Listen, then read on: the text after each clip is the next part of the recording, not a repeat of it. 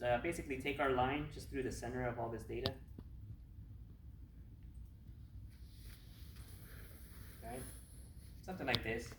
Now when you're creating these, you typically want to avoid long horizontal surfaces. The reason why is because you got horizontal surfaces everywhere in your data, and that's not very unique. So the tool looks for fairly unique things like vertical surfaces, slanted surfaces best. So a little bit of horizontal is good, but try to find more vertical stuff. Once you do that, the next thing here we can do is the create element boundary shape.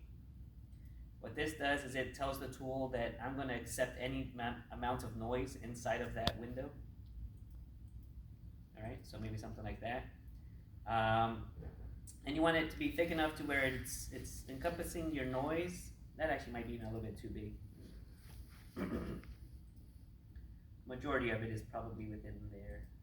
So you just click twice. And so when the tool looks, it's going to accept any amount of noise inside of there. And the next thing is we need to tell it where we want our break lines. So this tells it what to look for, but it doesn't tell it what to plot, right? So we're going to come in here and we're going to say define template breaks. We'll say first thing is going to be our flow line. Now you have the option here of draping the break line after it puts it down to kind of improve the line work. If you don't drape it, it's basically going to fit it exactly where that fit told it it's going to go. But if that curve is changing heights for any reason, then that might be floating up in the air. So you probably want it draped. What's that? You probably want it draped. Typically, yeah, you'll want to drape it. Now the other aspect is you might not want to drape something that has a vertical surface near it because it might pull it up or down. So what we can do is say offset that. So in this case, I'm going to actually offset it to the one side. That's probably a bit much. Let's try 0.05. It's probably good, and we'll put our flow line about there. Wherever you want to put it is fine. And we'll say top of curve. I'm going to flip that, and I'm going to have it drape over on that one side away from the vertical surface, which is that blue square there. And then our back curve. If you're writing those levels and you don't have them saved in the level, it'll create them. Yeah, okay.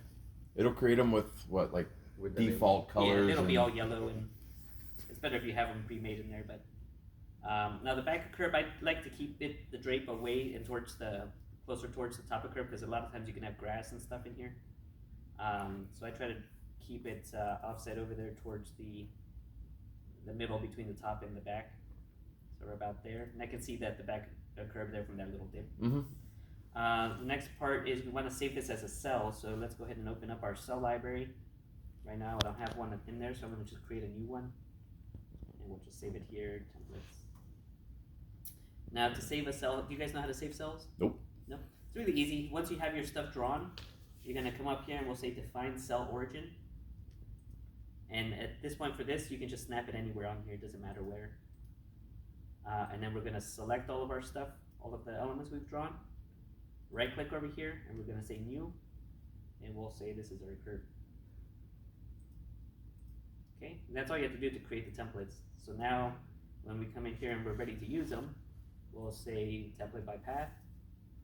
There's our template. Now you want to make sure when we did that, let me actually undo this here really quick. When we did this is a shape element. If this was a line string that looks like a shape, it's not going to be as helpful. And this won't show up like a solid white block. This will actually show up as an outline. It's going to behave differently in the tool. So keep that in mind. Shapes are typically best. Now I won't go into it here, but there's also other techniques you can do, something called like voids, where it says if there's data in there, it's going to penalize it and try to avoid that. We don't have much time, so I'll skip that part. You can learn that through a phone call. But let's go ahead and keep going here. So with that guy selected, now I can come in here, say define path. I'll say here's my my curve. You want to make sure that this red is where my back curve is, right? So you want to make sure that this little rectangle is oriented the same way. Otherwise it's going to fit it backwards, and that's not good either. And then you can just click follow your path. And there's other tricks here for ramps and stuff. That's a tricky situation. We'll skip that for now. But and then right click when you're done, and it's gonna. And like I mentioned, if the level is not created, it makes the yellow lines. You can kind of see them there. can change that here. Chapter curve. But that's essentially it. I mean, it's not too hard. And once you understand the process, you go through it pretty quick.